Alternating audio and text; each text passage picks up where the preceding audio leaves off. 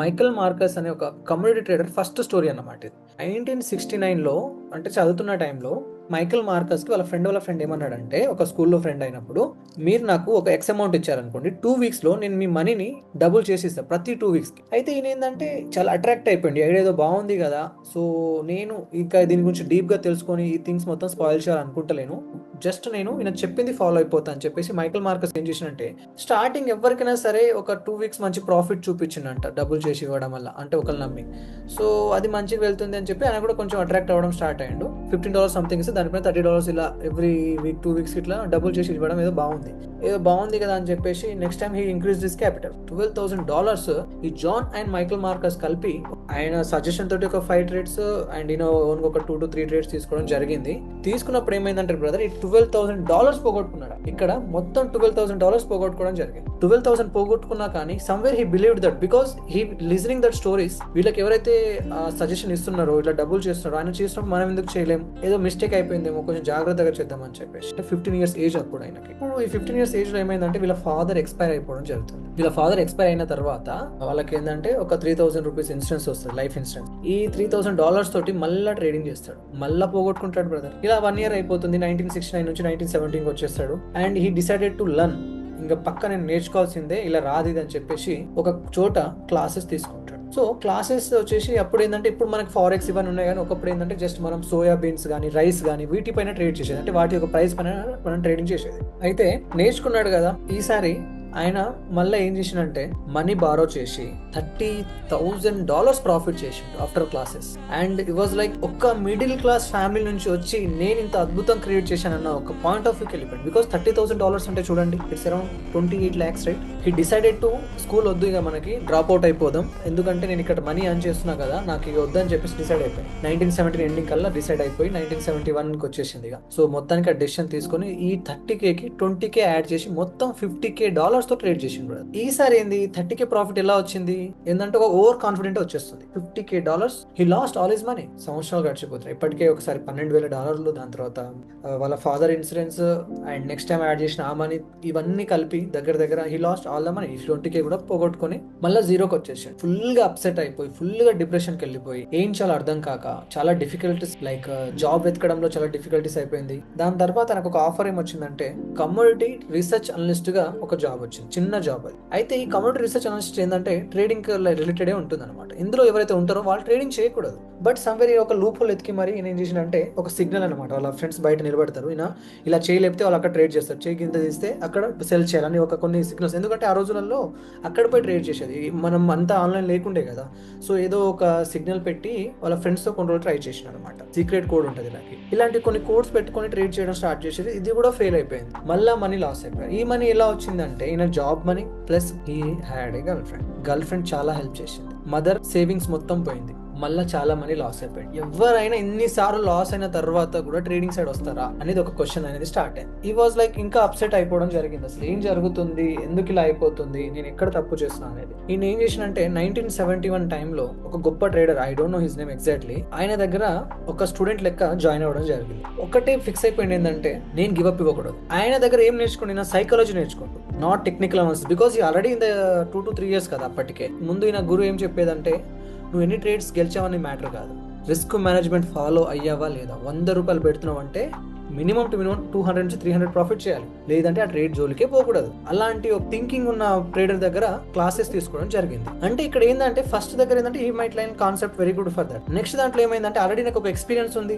దీంతో పాటు సైకాలజీ కూడా వెరీ ఇంపార్టెంట్ అని అర్థమైంది. సో సెకండ్ టైం ఒక థింకింగ్ మారిపోయింది అనమాట. అరే మనీ అనేది వస్తుంది పోతుంది, అది మనం పట్టించుకుంటే మనీ ఎప్పటికీ రాదు. పట్టించుకోకుండా మన పని మనం చేసుకుంటూ పోతే అది ఆటోమేటిక్ గా మనీ అనేది మనల్ని ఫాలో అవుతుందని నమ్మించే ట్రేడర్ దగ్గర ఆయన క్లాసెస్ తీసుకున్నప్పుడు ఆయన జర్నీలో ఒక చేంజ్ అనేది స్టార్ట్ అయింది. అండ్ బ్రదర్, ఈ టైం ఆయనకి ఏంటంటే ఆయన దగ్గర ఏం లేవు అసలు. లైక్ 1971 నుంచి 1973 వరకు ఇట్ వాజ్ లైక్ డిస్క్రైబ్ చేయలేని స్టేజ్ అది. బట్ ఒకటే ఫిక్స్ అయిపోయింది ఏంటంటే, గివ్ అప్ ఇవ్వకూడదు. Something is there. నమ్ముకుంటూ వచ్చిన పర్సన్ ఎవరినో ఒకరిని ట్రస్ట్ చేసుకుంటూ వచ్చి ఇలా ఏదో ఎక్కడో సక్సెస్ ఉంది అని బిలీవ్ చేసుకుంటూ వచ్చి, మళ్ళా వాళ్ళ గర్ల్ ఫ్రెండ్ దగ్గర నుంచి, వాళ్ళ మదర్ నుంచి మళ్ళీ కొంచెం మనీ తీసుకొని he made $64,000 profit first time. And అప్పుడు ఆయనకి ఏంటంటే సైకలాజికల్ గా కొంచెం బెటర్ అవడం స్టార్ట్ చేసిండు. ఒక ఎడ్జ్ దొరికిందండి. ఎడ్జ్ అనేది ఏంటంటే, ట్రేడింగ్ లో రిస్క్ మేనేజ్మెంట్ ఎడ్జ్. అక్కడ దగ్గర 1969 దగ్గర నుంచి 1973 వరకు he was like zero. Next he made $80 million brother, and he became the greatest trader all time. State of mind is very very important. First point ఏంటంటే state of mind. ఇక్కడ మనం ఏ విధంగా తీసుకుంటున్నాం, మన మైండ్ సెట్ ని ఏ విధంగా build చేసుకుంటాం అనేది వెరీ వెరీ ఇంపార్టెంట్. ఏజ్ కూడా చాలా ఇంపార్టెంట్. ఏజ్ పెరిగే కొద్దీ మన ఇండియాలో ఎస్పెషల్లీ పెళ్లి చేసుకోవాలి, పక్క రెస్పాన్సిబిలిటీ మాత్రం 100%. ఏజ్ జరిగినా జరగకపోయినా కానీ అలా అని చెప్పేసి 30 years 40 years వాళ్ళు చేయలేని కాదు. Even like they have very good record. So it's all about state of mind అంతే. బట్ వీళ్ళకి ఏంటంటే ఉన్నంత స్కోప్ ఇక్కడ ఉన్న వాళ్ళకి అంత ఉండదు. బికాస్ 30 years వచ్చేసింది అనుకో, 30 years 35 years వచ్చేసింది. రెస్పాన్సిబిలిటీ, పిల్లలు ఫీ కట్టాలి, హాస్పిటల్ ఫీ కట్టాలా, ఇంట్లో సరుకుల, రూమ్ రెంట్, ఇవన్నీ ఒకటేసారి ప్రెషర్ పడే కొద్ది రూపాయి నేను ఇక్కడ లాస్ అయిపోతే ఇక్కడ నేను పెట్టలేను. సో ఈ కైండ్ ఆఫ్ మెల్లమెల్లగా మన మైండ్ సెట్ మనల్ని చాలా ట్రాప్ చేసేది. సో బ్రదర్, ఈ ప్రెషర్ లేకుండా ఉండాలి అంటే ఒక పక్క ఒక జాబ్ కావాలి, ఒక వెల్ సెటిల్ అయి ఉండాలి. అప్పుడు ఏజ్ డజంట్ మ్యాటర్. సక్సెస్ అనేది డెఫినెట్లీ వస్తుంది. అండ్ ఇక్కడ ఏంటంటే ఇప్పుడు ఈ పర్సన్ ఎవరైతే ఉన్నారో ఆ ఏజ్ లోనే ఇంత మనీ లాస్ అయ్యి ఇంత సక్సెస్ అయ్యారు. మనం ఇంత మనీ లాస్ అవ్వాల్సిన అవసరం లేదు. మనం 2000 తోనే ట్రై చేద్దాం, 3000 తోనే ట్రై చేద్దాం. నష్టమేముంది? మనకి మెల్లమెల్ల ఒక గ్రాఫ్ కనిపిస్తుంది చూడండి. బెటర్ అయ్యేంత వరకు మనం ఫోకస్ చేస్తూనే ఉన్నాం. ఒక్క ఫోకస్డ్ అయినాక మనకేందంటే అప్పుడు మనం ఒక 1 lakh rupees 2 lakh rupees start చేద్దాం. నేర్చుకుంటున్నాం కదా, నేర్చుకునేటప్పుడు ఒకటేసారి అంటే ఇప్పుడు ఈ పర్సన్ ఇంత లాస్ అయినప్పటికీ కంబ్యాక్ ఇచ్చిండంటే it's all about his mindset. It's all about how he manifested, how he believe. అలా అని చెప్పేసి మనం కూడా అంత రిస్క్ తీసుకోవాలని నేను అంటలేను. మన ఫ్యామిలీ బ్యాక్గ్రౌండ్ వేరు, మన ఫినాన్షియల్ స్టేటస్ వేరు, మన థింకింగ్ వేరు. అండ్ ఇట్స్ డెవలప్డ్ కంట్రీ, అక్కడ ఆ మనీ పెద్ద మ్యాటర్ కాదు. But when it comes to India we have to plan properly. ప్రతి ఒక్కరికి ఈ స్టేజ్ లో ఏంటంటే ట్రేడింగ్ అనగానే లైక్ ఒక బ్యూటిఫుల్ థింగ్. ఇది చాలా లాంగ్ టర్మ్ లో సక్సెస్ ఉంటుంది, చాలా లాంగ్ టర్మ్ లో సక్సెస్ ఉంటుంది. సక్సెస్ అవుతాం. అప్పుడు ఏ విధంగా మనం మేనేజ్ చేసుకోవాలి, నేను ఈ ఇయర్ లో ఇంతవరకు నేను రిస్క్ చేసుకోవాలి. Yeah, if it's going profitable that's very good, అది మంచిగా వెళ్తుంది and will accept that. Next ఏదైనా కొంచెం అటు ఇట్ అయింది అనుకోండి, హ్యూజ్ మనీ మాత్రం ఉండకూడదు, అది చిన్న మనీ ఉండాలి. చిన్న మనీ పెద్ద లెసన్, పెద్ద మనీ చిన్న లెసన్.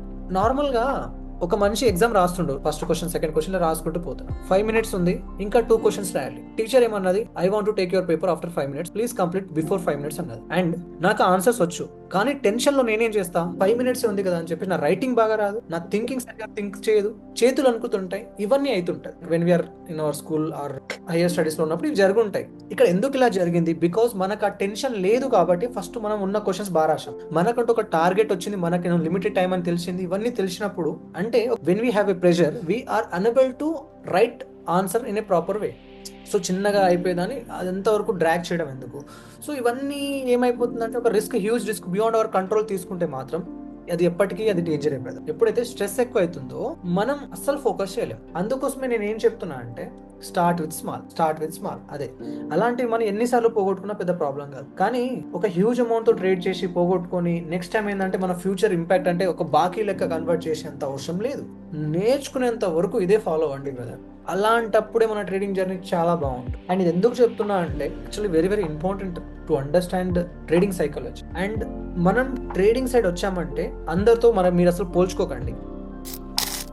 ఎగ్జాంపుల్ చెప్తున్నా, I had idea, I want to do this అని చెప్పాను. ఒక బ్రదర్తో షేర్ చేసుకున్నాను, brother I have this idea and ఇది నేను చేద్దాం అనుకుంటున్నా, నాకు ఇది చాలా ఇన్నోవేటివ్ అనిపించింది అని. నేను ఎక్కడ చూసి మోటివేట్ అయ్యాను? ఒక సక్సెస్ఫుల్ పర్సన్ ని చూసి నేను మోటివేట్ అయ్యాను. అండ్ నేను మోటివేట్ అయ్యి ఎవరు చెప్పాను? ఒక అన్సక్సెస్ఫుల్ పర్సన్, ఒక తెలిసిన పర్సన్ తో షేర్ చేసుకున్నాను. ఈయన స్టేట్ ఆఫ్ మైండ్ వేరు, ఈయన స్టేట్ ఆఫ్ మైండ్ వేరు. నేను దగ్గర పోయి చెప్తే నేను చెప్తాను తెలుసు, నాకు నేను ఇలాంటివి చాలా చూశాను, ఒకటి సక్సెస్ అయింది లేదురా, గమ్మున చదువుకో, లేదంటే ఒక పని చేసుకో, ఇవన్నీ వేస్ట్. ఇలాంటి స్టార్ట్అప్ ప్లాన్లు కానీ ఏదంటే ఒకటి సంథింగ్ అంటే ఏదైతే జస్ట్ 5 to 6% సక్సెస్ఫుల్ రేట్స్ ఉంటాయో వాటి యొక్క ప్లాన్ మనం పోయి ఒక నార్మల్ పర్సన్ దగ్గర చెప్తే హీ విల్ సే దిస్ అవ్వదురా, లైట్ తీసుకో, నేను చెప్పాను కదా ఇదంతా వేస్ట్, ఇగో రీసెంట్లీ మా బ్రదర్ ఎవరో చేశారు, లాస్ అయ్యారు, నువ్వు కూడా ఇప్పుడు చేస్తున్నావు, లాస్ అవుతావు. అయితే ఇక్కడ నుంచి నీకు వచ్చిన కాన్ఫిడెంట్ 100%, ఇక్కడ రాగా నేను చెప్పిన తర్వాత నువ్వు ఒక 50% ఆఫ్ థింకింగ్ సైడ్ వచ్చేస్తావు. నిజమేనేమో అయినప్పటికీ సరే చేద్దాం అని చెప్పి ట్రై చేస్తావు, ఫెయిల్ అయిపోతావు. You will share it with him, పోయి గమ్మున చదువుకోపోయి ఇవన్నీ అవసరమా నీకు, నేను చెప్పాను కదా ఇవన్నీ అవ్వదని అని చెప్పేసి ఈ 50% కాస్త 10% పడిపోతుంది కాన్ఫిడెన్స్.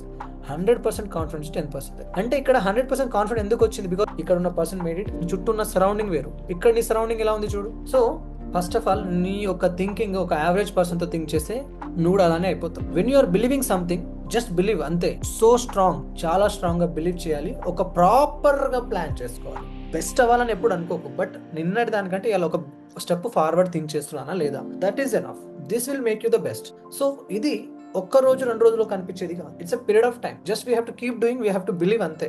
అది మాత్రం వెరీ క్లియర్, నేను అది చెప్పాలనుకున్నా. ఇందులో నేను ఎలాంటి మోటివేషన్ ఇవ్వాలని మాత్రం నా ప్లాన్ కాదు.